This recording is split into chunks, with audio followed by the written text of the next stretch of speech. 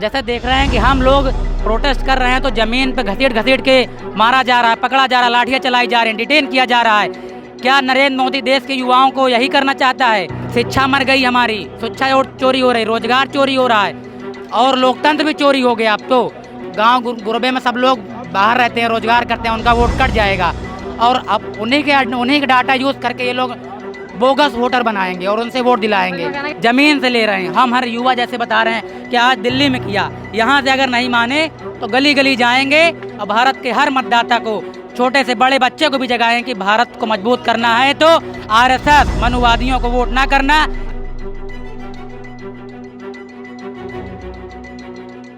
हम यहाँ पे देखते हैं युवा मोर्चा ने लिखा हुआ है आज दिल्ली कल हर गली। क्या कहना चाहेंगे? लगातार जो वोट चोरी के आरोप लग रहे हैं कि वोट चोरों की अब खैर नहीं, क्या कहना चाहेंगे? ये एक बहुत ही सीधा निष्कर्ष निकल चुका है भारत के लोकतंत्र में। जितनी जांचें हमारे विपक्ष पार्टियां की, अगर ये कोई कहता है कि विपक्ष क्यों जांच करे, तो विपक्ष एक मजबूत लोकतंत्र में यकीन रखता है। वो चाहता है कि लोगों के हक, अधिकार और भाईचारा बना रहे। जैसे देख रहे हैं कि हम लोग प्रोटेस्ट कर रहे हैं तो जमीन पे घसीट घसीट के मारा जा रहा है, पकड़ा जा रहा है, लाठियाँ चलाई जा रही हैं, डिटेन किया जा रहा है। क्या नरेंद्र मोदी देश के युवाओं को यही करना चाहता है कि लोकतंत्र में कोई आवाज़ उठाए, कोई अपनी बात रख रहा शांतिपूर्ण तरीके से, उसको रोक दीजिए, मत जाने दीजिए, पर आप लाठी चला रहे हैं। भारत की सारे युवा और यूनिवर्सिटी के सारे युवा वहाँ पर देखिए इलेक्शन नहीं होने देते। एबीवीपी गुंडे आरएसएस के लोगों को भर्ती कर दिया है और नॉट फाउंड सुटेबल कर देते हैं। हर तरह के शिक्षा मर गई हमारी, शिक्षा चोरी हो रही, रोजगार चोरी हो रहा है और लोकतंत्र भी चोरी हो गया। अब तो अभी देखिए बिहार का चुनाव आया, फिर कितने सही तरीके से इन्होंने क्या किया कि लोकतंत्र में एसआईआर ला दिए।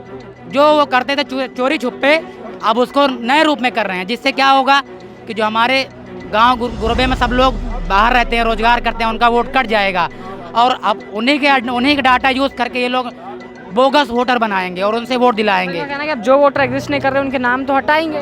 कहाँ हटा रहे? अच्छा ये बताइए, इलेक्शन कमीशन बहुत दूध का धुला होता और उसके आग में रतौंधी ना हुई होती तो वो किसी के बाप का नाम GFHIJKL होता, 0000 किसी का एड्रेस होता। बताइए, अभी बताइए। अभी अब मीडिया इस पे लग चुकी है, भारत की मीडिया भी इस पे लग चुकी है, वो घड़ी घड़ी जा रही है। भारत की मीडिया जो बड़े बड़े पत्रकार हैं वो भी इसका रिपोर्ट जमीन से ले रहे हैं। हम हर युवा जैसे बता रहे हैं कि आज दिल्ली में किया, यहाँ से अगर नहीं माने तो गली गली जाएंगे और भारत के हर मतदाता को, छोटे से बड़े बच्चे को भी जगाएं कि भारत को मजबूत करना है तो आरएसएस मनुवादियों को वोट ना करना, क्योंकि ये लोकतंत्र के सहारे आपके ऊपर कब्जा होंगे, फिर लोकतंत्र को खत्म करेंगे, संविधान को खत्म करेंगे। और मैं जामिया यूनिवर्सिटी से आया हूँ। पर आप आरएसएस अब मनुवादी पे आगे बात हुई थी यहाँ पे चुनाव आयोग की, चुनाव आयोग पे ही बात कर रहे थे, पर देखिए जिस तरह से इलेक्शन कमीशन सुनने को राजी नहीं, मोदी पुलिस को आगे करके बात पहुंचाने नहीं दे रहा है। पुलिस का कहना है कि भैया आप लोग सरकार किसकी है दिल्ली में? सरकार दिल्ली की किसकी है? रेखा गुप्ता और नरेंद्र मोदी की ही सरकार है। इन्हीं के डायरेक्शन से सारा काम हो रहा है। लोकतंत्र में ये नहीं चलेगा। भारत की जनता चाहती है कि आप एक प्रोसेस के तहत फॉलो करिए, डेमोक्रेसी को मजबूत करिए। अगर आप डेमोक्रेसी को मजबूत नहीं करेंगे, फिर आरोप लगाएंगे कि बांग्लादेश कर रहे हैं, विदेशी ताकतें हैं। आप अपने देश के नागरिक को नागरिक नहीं समझ रहे हो, दोयम दर्जे का नागरिक समझ रहे हो। ये देश की जनता जवाब देगी। आयोग का कहना है कि राहुल गांधी जितने आरोप लगाए बेबुनियाद है। राहुल गांधी या तो हलफनामा दाखिल कर रहे हैं या तो फिर माफी मांगे। हलफनामा किस लिए? उनको कानून का पता नहीं कैसे होता है, कानून चलता है भारत का। Political party, national political party major opposition leader है जो लोकसभा का, वो गए और विपक्ष के सारे नेता मुख्य रूप से गए, जो सचेतक दल के हैं, जो इलेक्शन कमीशन के सारा अपना कोऑर्डिनेशन करते हैं, बात करते हैं, कम्युनिकेशन करते हैं, उनकी बात ही नहीं सुनी गई अभी तक।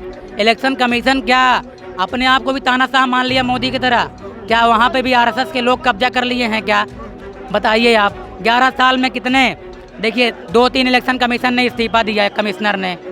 तो जैसे राहुल गांधी जी ने कहा कि सारे अधिकारी सचेत हो जाएं, नियम कायदे से काम करें, नहीं तो उन पे भी कार्रवाई होने में देर नहीं लगेगी। क्या डिमांड है आप लोगों की? फिर पहली डिमांड ये है कि नरेंद्र मोदी को नैतिक कर्तव्य का पालन करते हुए अपने पद से स्वतः इस्तीफा दे देना चाहिए। दूसरी मांग ये है कि लोकतंत्र को बचाने के लिए सुप्रीम कोर्ट, माननीय सुप्रीम कोर्ट BR गवई जी की अध्यक्षता में 13 जजों की संवैधानिक पीठ बने, वो इसकी सुनवाई करे और प्रेसिडेंट रूल लगाए और नियम जैसे कॉन्स्टिट्यूशन में है 6 महीने के अंदर इलेक्शन हो, जिससे लोकतंत्र की बहाली फिर से हो सके, क्योंकि ये भारत का युवा लोकतंत्र कभी संदेह में नहीं चल सकता। लोकतंत्र में पारदर्शिता बहुत जरूरी है। कल जो एमपीज के द्वारा किया गया था प्रोटेस्ट, इलेक्शन कमीशन तक वो लोग जा रहे थे मार्च में, उन लोगों को रोक लिया, डिटेन कर लिया गया, क्या कहना चाहेंगे उसके लिए? वही तो जब हमारे लीडर के साथ किया तो सोचिए आम कार्यकर्ता लोग, हम NSUI या नेशनल यूथ कांग्रेस के लोग के साथ क्या करेंगे। आपने देखा कि कैसे जमीन में रोडों पे घसीट रहे हैं, घसीट के पूरे पुलिस वाले रगड़ रहे हैं, चोट लग रही है। क्या कहना है कि आप माहौल खराब कर रहे हैं तो इसलिए बल प्रदर्शन इस्तेमाल? हमने माहौल कुछ नहीं खराब किया, हम तो जाके अपना विरोध दर्ज करना चाहते। सुन, इलेक्शन कमीशन को जैसे हमारे वरुण चौधरी जी ने कहा कि हम उनका डॉक्टर से अपॉइंटमेंट ले लिए हैं, हम इलाज कराएंगे उनका। किसका? रतौंधी का। इलेक्शन कमिश्नर के जो कि ऑटोनॉमस ऑर्गेनाइजेशन है, उनको रतौंधी हो चुकी है, बताइए। अब इनको रतौंधी का इलाज जल्दी करा के और लोकतंत्र को बचाने के लिए अपनी निगाह उस पर डालनी चाहिए। उनके ही डाटा को यूज़ करें और देखें कितने बोगस वोट कर रहे हैं।